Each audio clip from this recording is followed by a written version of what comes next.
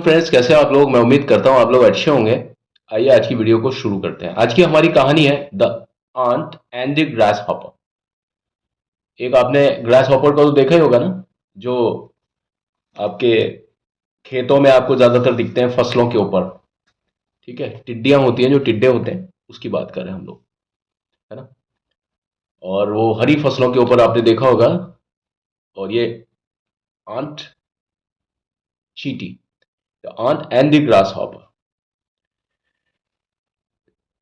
On a fine summer day, एक गर्मी का दिन थे। गर्मी का मतलब एक दिन की बात कर रहे हैं, अच्छा सा मतलब एक दिन था गर्मी का। On a fine summer day, a grasshopper was peacefully relaxing in the shade. वो जो टिड्डा था, एक टिड्डा, देखिए जब भी कभी किसी भी चीज का जिक्र पहली बार होता है ना, तो ए आएगा उसमें। कॉमन नाउन है, अगर सिंगुलर है तो उसमें ए आएगा। पहली बार हमारा को इंट्रोडक्शन दे रहे हैं। अब अगली बार जितनी बार भी इसका रेफरेंस आएगा ग्रास हॉपर का, इसके पहले ए नहीं आएगा, दी आएगा, क्योंकि ये हमारा कहानी का एक पात्र है। और अब हम इनसे अनजान नहीं रहे। पहली बार में हम इससे अनजान है, लेकिन जब भी कभी अब इसका जिक्र दूसरी बार, तीसरी बार, या जब तक भी कहानी खत्म नहीं होती, तब तक इसका जिक्र के पहले टी एच ही आएगा, राइट, दी। यहां पर मैं आपको ग्रामर के रूल भी बताता चलता हूं धीरे धीरे, ज्यादा नहीं, ठीक है, लेकिन बताना बहुत जरूरी होता है। A grasshopper was peacefully relaxing in the shade.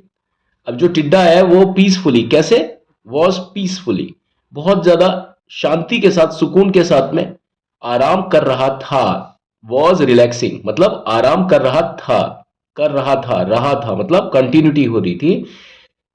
लगातार मतलब आराम जो होता है वो लगातार ही किया जाता है। ऐसा तो नहीं एक सेकंड आराम करते हो आप, एक घंटा, 2 घंटा, इस तरीके से आराम करते हो ना आप। तो वॉज रिलैक्सिंग, है ना। वॉज पीसफुली, कैसे रिलैक्स कर रहा था, बहुत ज्यादा शांति के साथ में, यानी एकदम मस्त होकर के वो आराम कर रहा था। कहां आराम कर रहा था, इन द शेड, यानी छाया में। अब वो छाया किसी की भी हो सकती है obviously.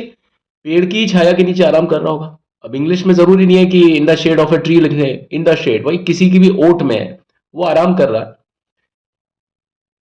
Full stop. N aunt, अब यहां पर देखिए चिड़िया, वो सॉरी, ये चींटी का भी जिक्र पहली बार हुआ है, तो इसके पहले भी ए एन आएगा, एन, आंट। लेकिन अब जितनी बार भी आंट आएगा तो वो डी एच ही आ जाएगा, ठीक है। An ant passed by him, एक चींटी उसके सामने से गुजरी, एक चींटी उसके सामने से गुजरी, ठीक है, गुजरी मतलब पास हो गई। कैरिंग, है ना। और चींटी ने अपने साथ में क्या लिया हुआ था, क्या कैरी किया हुआ था, यानी क्या उठाए हुए था। कैरिंग मतलब उठाए हुए थी। एक चींटी उसके सामने से निकली, उठाए हुए, क्या चीज उठाए हुए, अ प्लम्प, यानी एक प्लम्प मतलब एक टुकड़ा, किस चीज का, एक बीज का। बीज का जो होता है ना, बीज का जो खोल होता है, जैसे ऑफ कॉर्न, जो जो अपने भुट्टे का जो दाना होता है, भुट्टे के जो दाने होते हैं ना, जो कॉर्नफ्लेक होते हैं, कॉर्नफ्लेक्स बनते हैं जैसे कॉर्न से, तो भुट्टे का जो बीज होता है उसका एक जो भाग था, एक हिस्सा, उसको लेकर के वो जा रही थी कैरी करके अपने ऊपर, है ना। अब आप जानते हो ना कि चींटी खुद कितनी बड़ी होती है और वो कितना बड़ा होता है बीज। बीज की अपेक्षा, एक भुट्टी का जो बीज होता है उसकी अपेक्षा जो चींटी होती है बहुत छोटी होती है, लेकिन फिर भी चींटी बहुत ज्यादा मेहनत करती है, आपको मालूम होगा। तो सीन ये था, सीइंग द आंट, उस, द द का मतलब यहां पर उससे है भाई।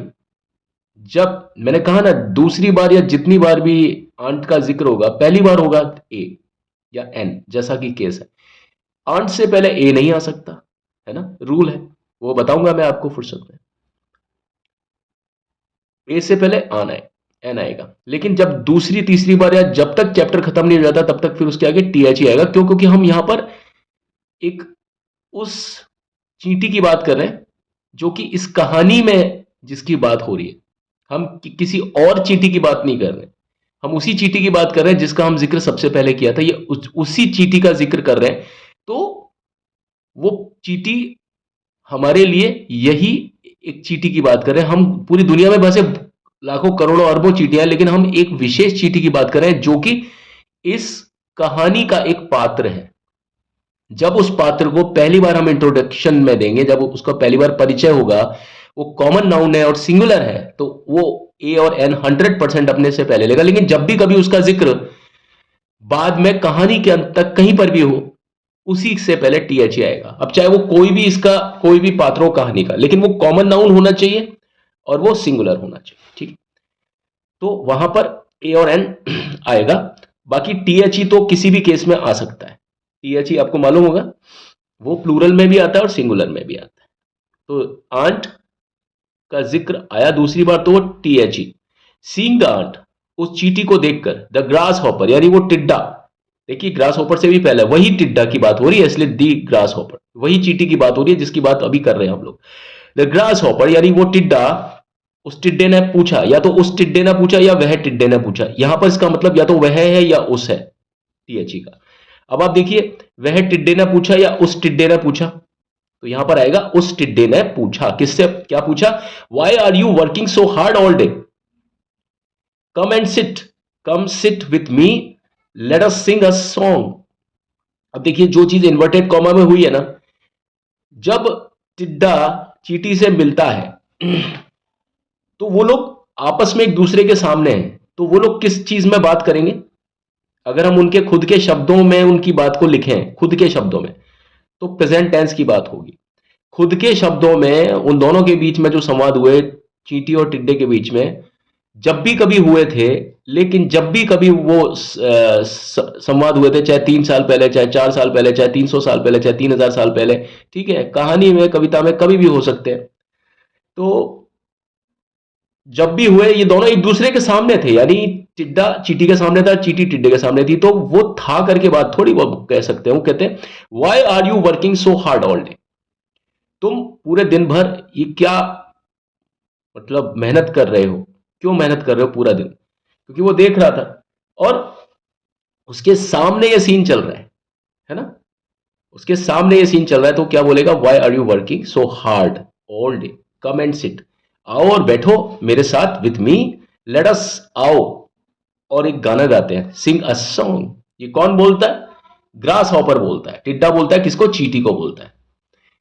द आंट शूक, शूक मतलब मना, मना करने पर जब हम सिर हिलाते हैं ना, एक तो होता है नोड, एनओडी, और एक होता है SHOOK। शूक जब होता है तो हम जब मना करने के लिए जब सिर हिलाते हैं उसको बोलते हैं शूक। और एनओडी होता है नॉड, नॉड मतलब जब हम हाँ करने के लिए जिस तरह से सिर हिलाते हैं उसको बोलते हैं नॉड।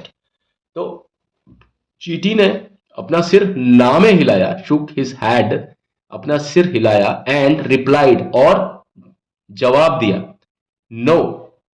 अब जवाब भी वो प्रेजेंट टेंस में ही आएगा यहां पे, हालांकि बात पास्ट टेंस की हो रही है। क्यों? क्योंकि जवाब देते समय दोनों एक दूसरे के सामने मौजूद थे। जब कोई व्यक्ति आपस में बात कर रहे होते हैं एक दूसरे से, तो जब हम उनके ही शब्दों को यूज करते हैं कहीं पर भी, तो वो प्रेजेंट टेंस में होता है, याद रखना। नो, मैं, आई एम सेविंग फूड, मैं खाना सुरक्षित कर रहा हूं, यानी खाने को बचा रही हूं, चिड़िया चींटी बोलती है। नो, मैं नहीं आ सकती क्योंकि मैं खाने को बचा रही हूं। कब के लिए? फॉर द विंटर, ठंड के लिए बचा रही हूं। क्योंकि आपको पता है ठंड में मौसम कैसा होता है। ठंड में मतलब नमी होती है, या जहां की हम बात कर रहे हैं वहां पे बर्फ भी पड़ सकती है। अगर मान लीजिए बर्फ पड़ जाए किसी जगह पर, तो फसल दिखती है क्या? फसल खराब हो जाती है, फसल होती ही नहीं है वहां पे, तो भूखे मरने की नौबत आ जाती है। इसीलिए जो चींटी थी वो गर्मी गर्मी में अपना पूरा काम कर रही थी, ताकि ठंड में उनको खाने की कमी ना हो। क्योंकि ठंड में तो बर्फ वगैरह या कोई ऐसा पाला पड़ जाता है या ठंड हो जाती है, तो उस समय ये फसल कुछ भी दिखाई नहीं देंगी, खराब हो जाएंगी या कट चुकी होंगी। इसलिए वो अपना ये इसका दाना पानी का इंतजाम चींटी कर रही थी। You should also do the same. अब उसने, चींटी ने कहा कि भाई मैं नहीं आ सकती हूं। आई एम सेविंग फूड, मैं अपना खाना बचा रही हूं, कब के लिए? ठंड के लिए। यू शुड, तुम्हें चाहिए कि, तुम्हें भी चाहिए कि तुम भी मेरे जैसा ही करो। डू द सेम, डू मतलब मेरे जैसा ही करो, ठीक है, do the same. The grass hopper, टिड्डा जो है, डिड नॉट लिसन, जो टिड्डा था, देखिए यहां पर टीएच ही आ गया, यानी वही टिड्डा, वही टिड्डे की बात हो रही है, तो वहां पे उस टिड्डे ने कहा, यहां पर उस या वही, ठीक है, उस टिड्डे ने फिर कहा, डिड नॉट लिसन मतलब उस टिड्डे ने उसकी बात को नहीं सुना। डिड नॉट लिसन मतलब नहीं सुना। टू द आंट्स एडवाइस, किसको नहीं सुना? जो चींटी ने जो सलाह दी उसको नहीं सुना, उसको अनसुना कर दिया। किसने अनसुना कर दिया? टिड्डे ने। He took out of his violin. अब वायलिन म्यूजिक कौन बजा रहा था?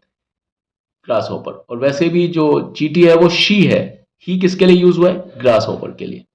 तो वो अपना वायलिन बजा रहा था, जैसे पहले बजा रहा था वैसे अब बजा रहा है, एंड स्टार्टेड सिंगिंग, और अपना गाना वाना गाने लग गया। और गाना क्या था? Winter is far away, winter is far away. कहने का मतलब है सर्दियां तो अभी दूर हैं, सर्दियां अभी दूर हैं। एंजॉय द समर, गर्मी का आनंद उठाते हैं, गर्मी का आनंद उठाते हैं। But the ant kept on storing food, लेकिन जो चींटी थी वो अपने खाने को स्टोर कर रही थी।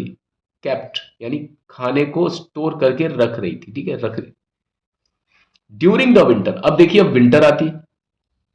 विंटर ड्यूरिंग मतलब दौरान, और इसकी आवाज भी मिलती है। आप दौरान बोले और ड्यूरिंग बोले तो लगभग एक जैसे होता है, ड्यूरिंग दौरान।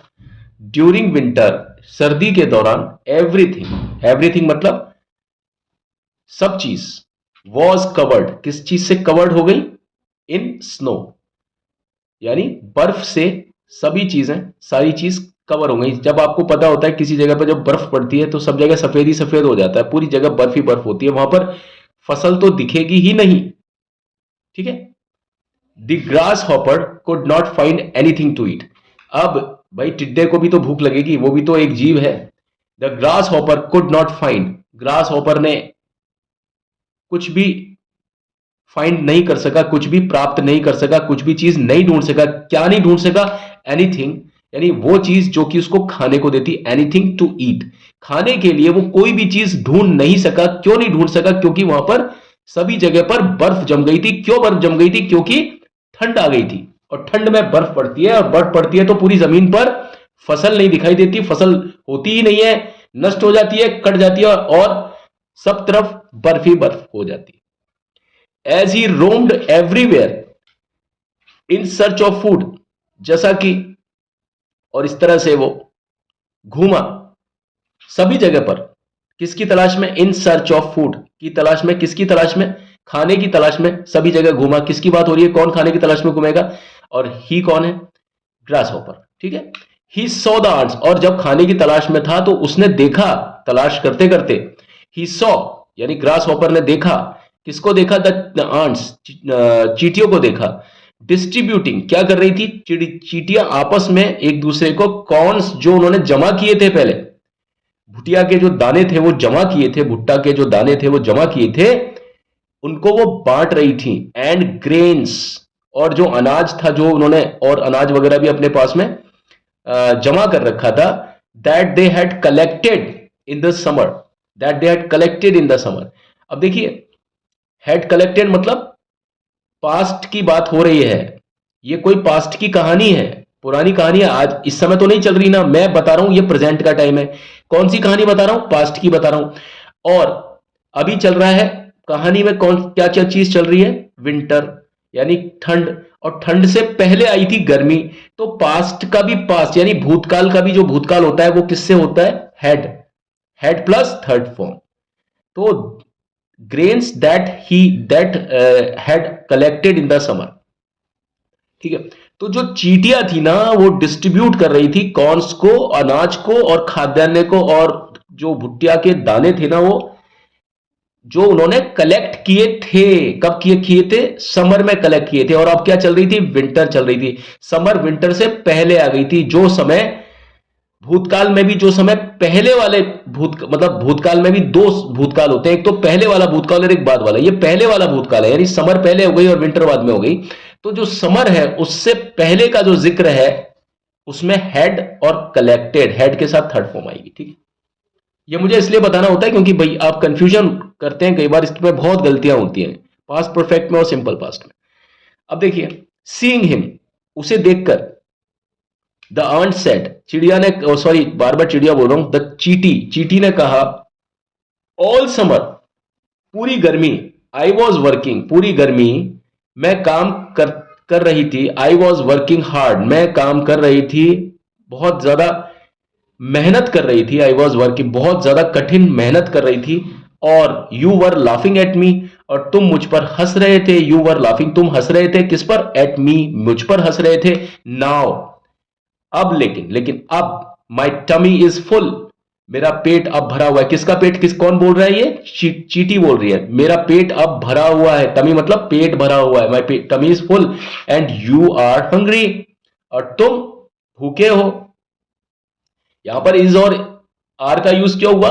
क्योंकि वो दोनों एक दूसरे के सामने मौजूद हैं और एक दूसरे से सामने एक दूसरे को देख पा रहे हैं और बात कर रहे हैं वो आपस में। अब ये चीज जब उनके हूबहू जो उन्होंने बोला, वो चाहे कभी भी बोला, अगर वो की वही शब्द हम बताएंगे तो उसमें प्रेजेंट टेंस का यूज होता है। अब ये हिंदी में भी है और आप इस चीज को करके देखिए, ठीक है ना? तो आप प्रेजेंट टेंस में ही बोल पाएंगे किसी भी चीज को। आप हर चीज को प्रैक्टिकली सोचिए। इंग्लिश को आपको देखना है तो प्रैक्टिकली देखिए, सीन क्रिएट करते हुए इंग्लिश आपको बहुत अच्छी समझ में आएगी। Sadly the grass hopper walked away, sadly. अब जो ग्रास हॉपर था, जो टिड्डा था, उसके पास क्या जवाब हो सकता था? बेचारा उदास होकर के वो चला गया, वॉकड अवे, वहां से चला गया, walked away.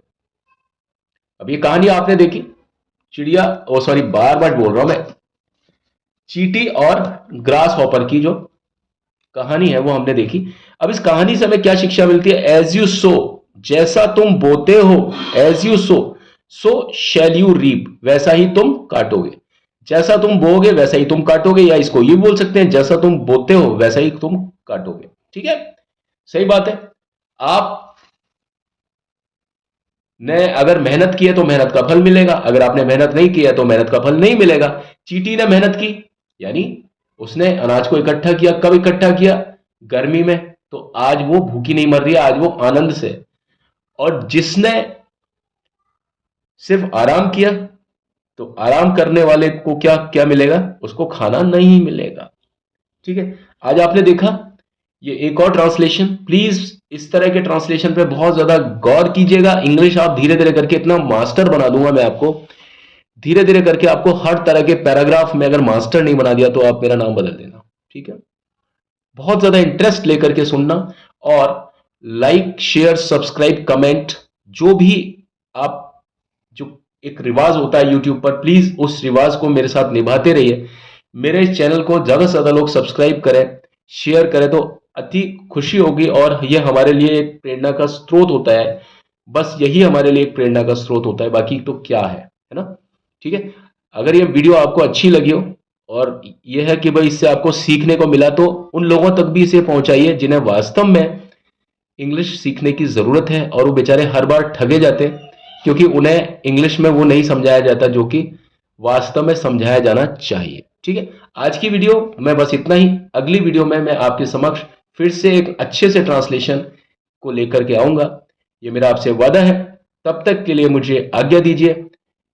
Thank you and have a nice day. Bye bye, take care.